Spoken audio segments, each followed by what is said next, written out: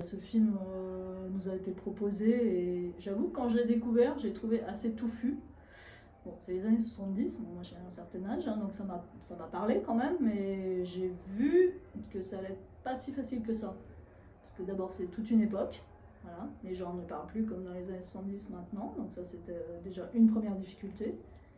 Et puis, bon, assez vite, je me suis rendu compte qu'il y avait pas mal de jeux de mots, que c'était, ouais, il y avait des choses assez spirituelles et tout, et que les deux personnages principaux sont quand même très très savoureux, et vibrillonnants, et voilà. Donc ça, ouais, j'ai senti que ça allait pas être facile, mais j'ai trouvé le film très attachant dès le début. Voilà. Et puis, comme je l'ai dit sur scène, je savais que c'était une pro qui faisait les sous-titres et qu'on allait pouvoir échanger. Et ça, c'était hyper important. Parce qu'il y avait beaucoup de choses qui demandaient discussion et il fallait qu'on soit raccord. Donc, c'était bien qu'on travaille en binôme, en parallèle.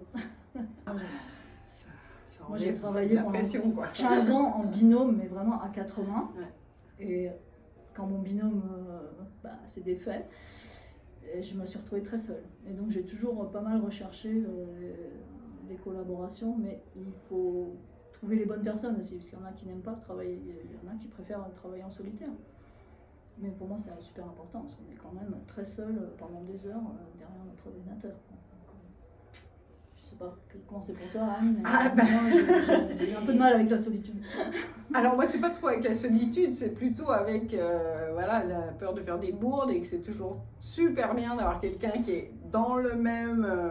Dans le même film, dans la même voilà, qui évolue en même temps que toi et avec qui tu peux dire mais là tu comprends ça, oui, et puis là, hein, et ça c'est quand même super bien, ouais.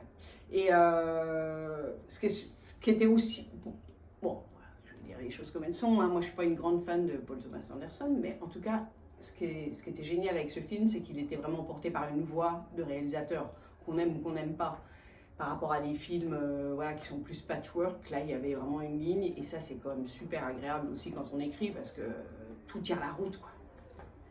Ouais, et je pense qu'il y a pas mal d'éléments autobiographiques dans ce film, tout à fait. Sans vouloir le dire, il a quand même mis beaucoup de lui-même dedans. Donc, mais c'est vrai que c'est très constructif de bosser à 2 ou à 3, quand on bloque sur un truc, on échange avec l'autre et il n'a pas la même perception, ou il a vu un petit détail différent, et c'est très très constructif. Ça peut être que pour le bien du film. Et ce que j'ai aussi beaucoup apprécié sur ce film-là, c'est que finalement on a eu assez peu de temps, et il y avait une énergie, quoi. Ouais. On a bossé, voilà, tu me rappelles de toi qui t'es allé chez ta mère, machin truc, avec ton petit ordi. C'était intense. Et c'était intense, quoi. Et c'était, parce que c'est quand même un paquet, enfin il fait 2h20 et quelques, je sais plus combien, et c'était... Voilà. C'est un bon souvenir, c'est un très bon souvenir. De travail, pour moi, c'est un très bon souvenir, une très bonne collaboration. J'avais jamais travaillé avec Anne auparavant, et vraiment, écoute, elle a commencé par me dire on va boire un café, alors je lui ai dit bon, c'est bon, tout juste, hein, parce que c'est des trucs par mail.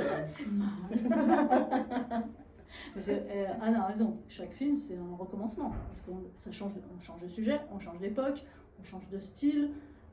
Il faut de nouveau rechercher et ça, donc non, on n'est jamais, rien n'est jamais acquis en fait, vraiment. C'est clair.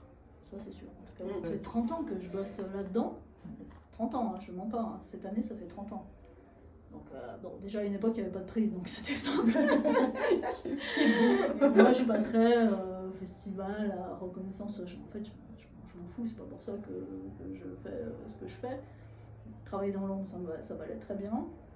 Et j'avoue qu'avoir un peu de reconnaissance au bout de tout ce temps, par les gens qui font le même métier, donc qui savent ce que ça implique, j'avoue que c'est assez agréable. Et de découvrir le travail de la jeune génération aussi, pas mal.